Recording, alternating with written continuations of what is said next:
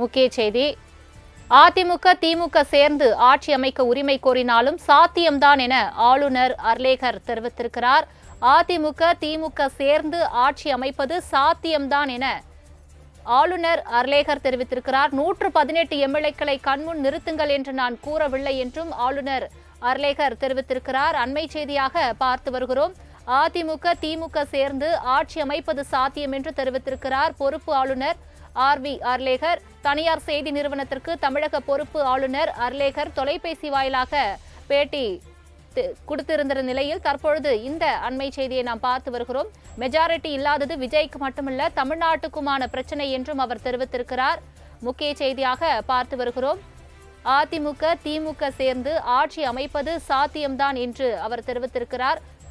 விஜய் பதவியேற்பை நான் தடுப்பதாக எப்படி சொல்ல முடியும் என்றும் அவர் கேள்வி எழுப்பியிருக்கிறார். அதிமுக திமுக சேர்ந்து ஆட்சி அமைப்பது சாத்தியம் என்றும் 118 எம்எல்ஏக்களை கண்முன் நிறுத்துங்கள் என்று நான் கூறவில்லை என்றும் ஆளுநர் அர்லேகர் தெரிவித்திருக்கிறார். இத்தொடர்பான மேலும் விவரங்களை தருவதற்காக செய்தியாளர் ராஜேஷ் இணைப்பில் இருக்கிறார். ராஜேஷ் வணக்கம். தற்பொழுது தமிழக பொறுப்பு ஆளுநர் RV அர்லேகர் தனியார் செய்தி நிறுவனத்திற்கு பேட்டியளித்து தொடர்பாக அண்மை செய்தி வெளியாகியிருக்கிறது. அதில் பல்வேறு விஷயங்கள் அவர் தெரிவித்திருக்கிறார். முழு விவரங்களையும் சொல்லுங்க.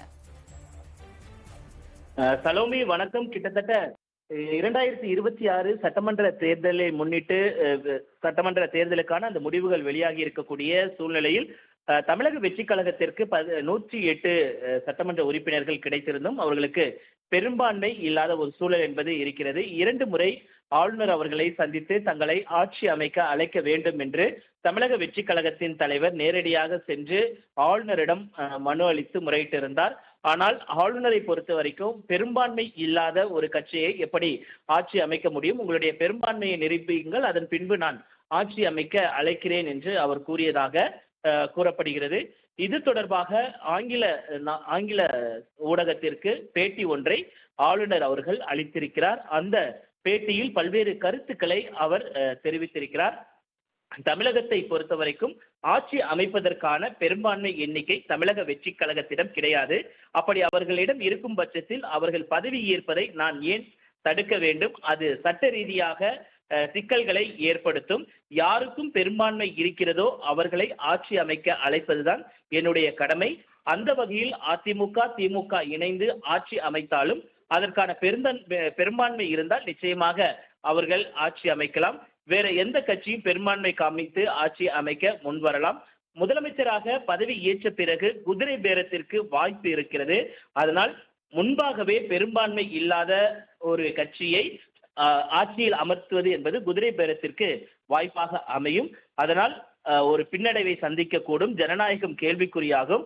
விஜய் பதவியேற்ற பிறகு பெரும்பான்மையை நிரூபிக்க வேண்டும் என்று என்னால் சொல்ல முடியாது. பெரும்பான்மையை நிரூபித்த பின்புதான் அவரை ஆட்சி அமைக்கவே அழைக்க முடியும் என்று அவர் அந்த தனியார் செய்தி ஊடகத்திற்கு கொடுத்த பேட்டியில் தெரிவித்திருக்கிறார். மேலும் பல்வேறு கருத்துக்களை அவர் தொடர்ச்சியாக தெரிவித்திருக்கிறார். அனைவருக்கும் சட்டம் சமம்தான். அதே நேரத்தில் இந்த சட்டத்தில் இருக்கக்கூடிய நுணுக்கங்களும் எனக்கு தெரியும். பெரும்பான்மை இல்லாத ஒரு கட்சியை எப்படி நான் ஆட்சி அமைக்க வாருங்கள் என்று கூற முடியும்? அது குதிரை பேரத்திற்கு வாய்ப்பாக அமையாதா என்று அவர் மறுகேள்வியை நெறியாளரிடம் எழுப்பக்கூடிய அந்த சூழலையும் நம்மால் பார்க்க முடிகிறது. சலோமி. ராஜேஷ், கட்சி தலைவர்கள் அனைவரும் தமிழக பொறுப்பாளுநர் தாவேகாவுக்கு ஆட்சி அமைக்க அழைப்பு விடுக்கவில்லை என்று கூறி பல்வேறு கருத்துக்களை தெரிவிக்கும் பொழுதும் உச்சநீதிமன்ற தீர்ப்பை ஒன்றை மேற்கோள் காட்டி பேசினார்கள். தற்பொழுது அது தொடர்பாகவும் இவர் இந்த செய்தி நிறுவனத்திற்கு விளக்கம் அளித்திருக்கிறார். அது தொடர்பான தகவலையும் சொல்லுங்க. அதுதான் அவர் குறிப்பிட்டிருக்கிறார். என்னவென்றால் இந்த விவகாரத்தை பொறுத்த வரைக்குமே தமிழகத்தில் இருக்கக்கூடிய மிகப்பெரிய ஒரு பிரச்சனை என்பது பெரும்பான்மை இல்லாததுதான். அந்த பெரும்பான்மை இல்லாத ஒருவரை நான் எப்படி ஆட்சி அமைக்க அழைக்க முடியும்? இது உச்சநீதிமன்ற தீர்ப்புக்கு எதிரானதாக கிடையாது. உச்சநீதிமன்ற தீர்ப்பு என்ன சொல்லியிருக்கிறது அது என்பது எனக்கு முழுமையான விவரங்கள் தெரியும். அதாவது அரசியலமைப்பு சட்டத்திற்கு உட்பட்டே என்னுடைய நடவடிக்கைகளை நான் மேற்கொண்டிருக்கிறேன். ஆளுநர் மாளிகைக்கு 118 எம்எல்ஏக்களை அழைத்து வர வேண்டிய அவசியம் என்பது கிடையாது. ஆனால் அந்த 108 சட்டமன்ற உறுப்பினர்களுடைய எண்ணிக்கையை அவர்கள் காண்பித்ததாகத்தான் வேண்டும். அப்படி இருக்கும் பொழுது அவர்கள் 108 சட்ட பெரும்பான்மைக்கு தேவையான சட்டமன்ற உறுப்பினர்களை அவர்கள் காண்பித்தால் நான் ஏன் அவர்கள் ஆட்சி அமைப்பதை தடுக்கப் போகிறேன்? இது எந்த விதத்திலும் உச்சநீதிமன்றம் மேற்கோள் காட்டிய அந்த சட்டத்திட்டத்திற்கு பொருந்தாத வகையில் இருக்கிறது. ஏனென்றால் ஒரு பெரும்பான்மை இல்லாத ஒரு கட்சியை ஆட்சி அமைக்க நான் அழைக்கும் பொழுது அது குதிரை பேரத்திற்கு நடக்க வாய்ப்பு அதிகமாக இருப்பதன் காரணமாகத்தான் என்னால் அவர்களை ஆட்சி அமைக்க அழைக்க முடியவில்லை. அதே நேரத்தில் பெரும்பான்மை உறுப்பினர்களை வைத்திருக்கக்கூடியவர்கள் யாராக இருந்தாலும் சரி, அது அதிமுக திமுக இரண்டு பேருமே இணைந்து வந்தாலும் சரி, பெரும்பான்மை நிரூபிக்கும் பட்சத்தில் நான் அவர்களை முதலமைச்சராக ஆட்சி அமைக்க அழைப்பதற்கான வாய்ப்புகள் அதிகம் இருக்கிறது என்பதை அவர் மேற்கோள் காட்டி குறிப்பிட்டிருக்கிறார். ராஜேஷ், தற்பொழுது பொறுப்பாளுநர் கூறியிருக்கிறார் அதிமுக திமுக சேர்ந்து பெரும்பான்மையை நிரூபித்தால் ஆட்சி அமைப்பது சாத்தியம் என்று கூறியிருக்கிறார். அதேபோல் நேற்று இரவு முதல் அதிமுக திமுக கூட்டணியானது உறுதி செய்யப்பட வாய்ப்பு இருப்பதாக சில தகவல்களும் வெளியானது. தற்பொழுது இருக்கக்கூடிய அரசியல் சூழலில் இதற்கான வாய்ப்பு ஏதும் தென்படுகிறதா? குறிப்பாக தொடர்ச்சியாக உங்களுக்கே தெரியும், நீங்க பார்த்துக்கிட்டு இருப்பீங்க, இன்னைக்கு திமுகவுடைய சட்டமன்ற உறுப்பினர்களுடைய ஆலோசனை கூட்டம் என்பது நடைபெற்றது. ஒருபுறம் திமுகவினுடைய சட்டமன்ற உறுப்பினர்கள் ஆலோசனை கூட்டம், மறுபுறம் அதிமுக சட்டமன்ற உறுப்பினர்களுடைய ஆலோசனை கூட்டம் புதுச்சேரியில் நடைபெற்றது. இரண்டு இடங்களிலுமே நடைபெற்ற இந்த இரண்டு கூட்டத்திலேயும் பேசிய அந்த கட்சியினுடைய தலைவர்கள் பேசிய கருத்துக்கள் என்பது ஒத்த கருத்துக்களாக இருந்தது. 2 நாட்கள் பொறுமையாக இருங்கள், கட்சி என்ன நடவடிக்கை எடுக்கிறதோ, என்ன அடுத்த கட்ட நடவடிக்கைகளை மேற்கொள்கிறார்களோ அதற்கு நீங்கள் ஒத்துழைக்க வேண்டும், நல்லதே நடக்கும் என்று அவர்கள் தெரிவித்த அந்த 2 கருத்துக்களுமே நீங்கள் ஒப்பிட்டு பார்க்கலாம். திராவிட கட்சிகள் இணைந்து ஆட்சி அமைப்பதில் எந்த விதமான சிரமமும் இருக்காது என்பதையெல்லாம், அதே நேரத்தில் அதிமுகவிற்கு ஆதரவு அளிப்பது குறித்து திமுக தலைவர் ஸ்டாலின் அவர்கள் முடிவெடுத்தால் அதை நாங்கள் ஏற்போம் என்று TKS இளங்கோவன் போன்றவர்கள் பேசியதையெல்லாம் நாம் முற்று கவனிக்க வேண்டியதாக இருக்கிறது.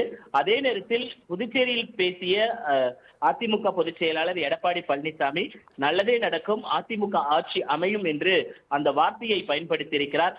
அப்படி இருக்கும் பொழுது அதிமுக ஆட்சி எப்படி அமையும்? தமிழக வெற்றி கழகம் அதிமுகவுக்கு ஆதரவு அளிக்க வேண்டும். அப்படி இருந்தால் அதற்கான வாய்ப்புகள் இருக்கிறது.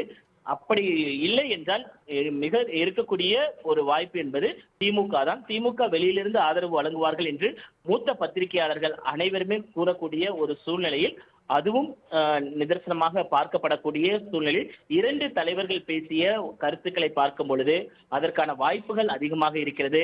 அதைத்தான் நுணுக்கமாக ஆளுநரும் அந்த ஆங்கில செய்தி ஊடகத்திற்கு கூறும் பொழுது அந்த கருத்தை தெரிவித்திருக்கிறார். அதிமுக திமுக இணைந்து வந்தாலும் ஆட்சி அமைக்கலாம். ஏனென்றால் யார் பெரும்பான்மையை காட்டுகிறார்களோ அவர்களை நான் ஆட்சி அமைக்க அழைப்பேன் என்பதன் மூலமாக ஆளுநர் ஒரு நுணுக்கமான செய்தியை நம் அனைவருக்கும் தெரிவித்திருக்கிறார் என்பதுதான் உண்மை. தங்களின் முழு விவரங்களுக்கு நன்றி ராஜேஷ்.